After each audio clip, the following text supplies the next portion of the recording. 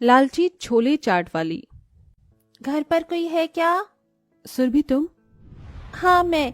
ये तुम्हें घर की चाबी देने के लिए आई थी। कहीं बाहर जा रही हो क्या? वैसे तुम्हारी ये साड़ी तो बहुत सुंदर लग रही है। कितने की है?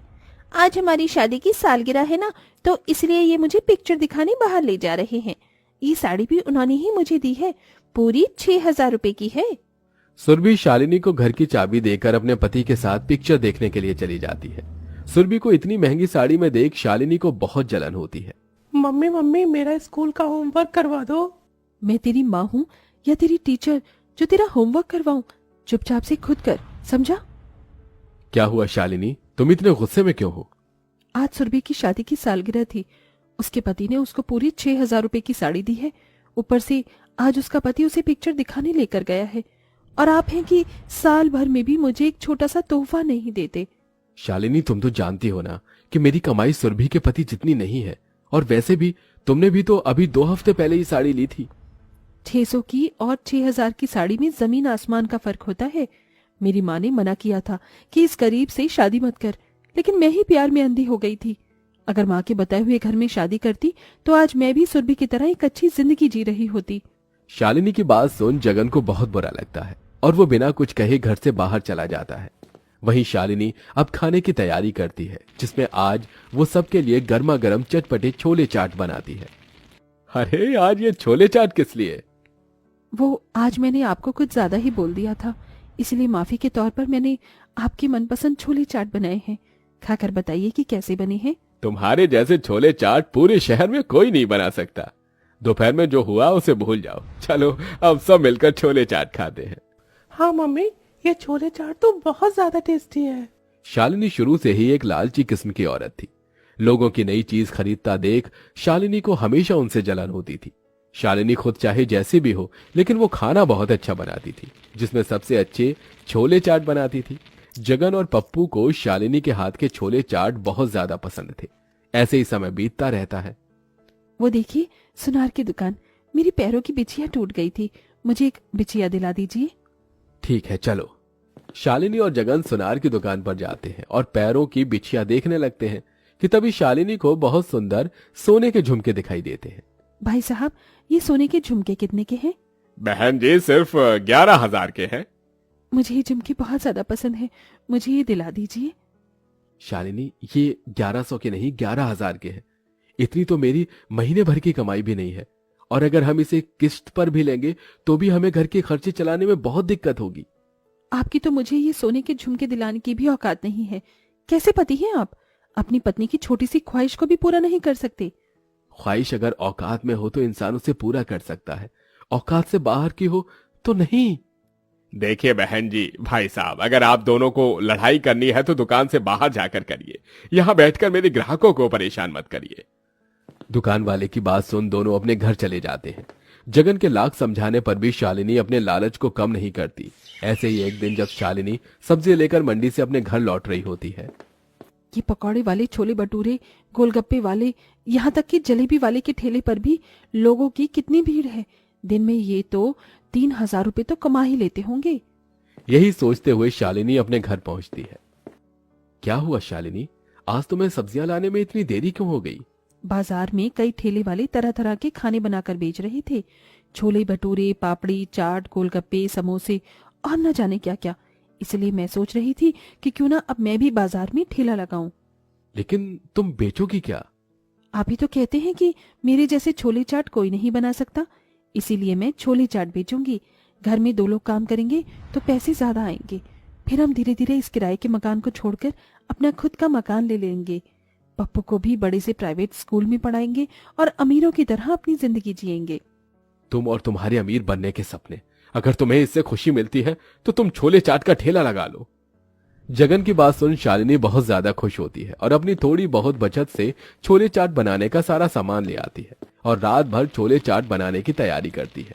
अगले दिन होते ही भाड़े पर लिए गए ठेले पर शालिनी छोले चाट बनाने का सारा सामान रखती है और ले जाकर बाजार में छोले चाट बेचती है। छोले चाट ले लो, छोले चाट गर्मा गर्म चटपटे, शालिनी की छोले चाट ले लो, सिर्फ 20 रुपए प्लेट, 20 रुपए प्लेट। अरे बहन जी, 1 प्लेट छोले चाट तो लगाना। ये लीजिए भाई साहब, आपकी गर्मा गर्म छोले चाट। अरे वाह भाई वाह, ये तो बहुत बढ़िया छोले चाट है। इसमें थोड़ी सी हरी चटनी और डालना बहन जी, मजा आ गया तुम्हारी यहाँ की छोले चाट खाकर। बहन जी क्या बेच रही हो? खुशबू तो बहुत बढ़िया आ रही है। अरे गर्मा गर्म और चटपटे छोले चाट है, खाकर देखिए, मजा ना आ जाए तो मेरा नाम बदल दीजिएगा।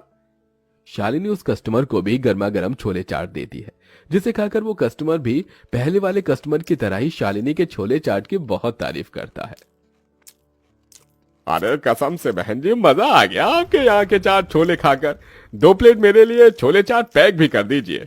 आज तो मेरे दोनों बच्चे ये छोले चाट खाकर बहुत खुश हो जाएंगे। बाजार में कई तरह के चटपटे खाने मिलते थे, लेकिन शालिनी जैसे चटपटे छोले चाट कोई नहीं बना सकता था, जिसके चलते अब धीरे धीरे सारे कस्टमर शालिनी के छोले चाट की तरफ आकर्षित होने लगते हैं, जिससे धीरे धीरे अब शालिनी की कमाई भी बढ़ने लगती है। ये लीजिए, ये सब क्या है? इसमें आपके लिए नए कपड़े हैं और पप्पू के लिए उसके मनपसंद के खेल खिलौने। मम्मी ये वाला रॉकेट तो मुझे कब से चाहिए था। ये देखिए, अपने लिए मैं कितनी साड़ियाँ लेकर आई हूँ। इतनी अच्छी साड़ियाँ तो आसपास में किसी के पास भी नहीं होंगी। समय बीतने के साथ साथ अब शालिनी के ग्राहक भी काफी ज्यादा बढ़ गए थे। समय से पहले ही हर दिन शालिनी के छोले चाट खत्म हो जाया करते थे।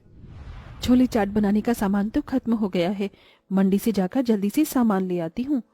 शालिनी छोले चाट का सामान लेने के लिए जैसे ही मंडी जाती है, अरे ये ताजे छोले नहीं, जितने भी खराब छोले हैं ये दो ऐसी ही सस्ती चीजों का इस्तेमाल करके छोले भटूरे बनाता हूँ मैं, और महंगे दामों में बेचता हूँ, तभी तो मेरा इतना अच्छा मुनाफा होता है।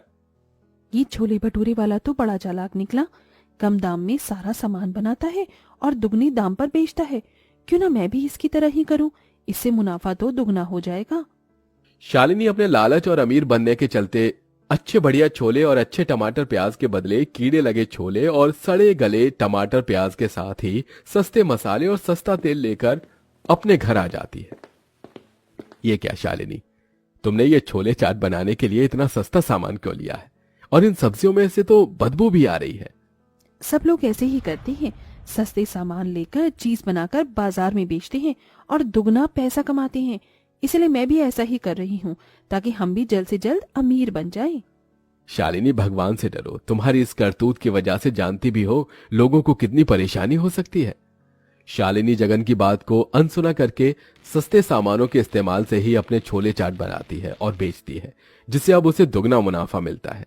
आज तो आपने खाने में बहुत कुछ बनाया है, और ये चावल, ये तो बहुत महंगे वाले चावल है ना। पप्पू बेटा, जब भगवान हमें इतना सब कुछ दे रहा है तो हम अच्छा खाना क्यों ना खाएं? ये तो तुम्हें भगवान नहीं बल्कि तुम्हारे बुरे कर्म दे रहे हैं। जितने पैसे आप साल भर में नहीं कमाते, उतने पैसे मैं 1 महीने में कमा लेती हूँ। आपको मुझसे जलन हो रही है, इसीलिए आप ऐसा कह रहे हैं, है ना? शालिनी गलत तरीके से पैसे कमा कमा कर अपने घर के लिए अब धीरे धीरे अमीर बनती जा रही थी, लेकिन कहते हैं ना कि एक दिन आपके बुरे कर्म लोगों के सामने आना शुरू कर देते हैं।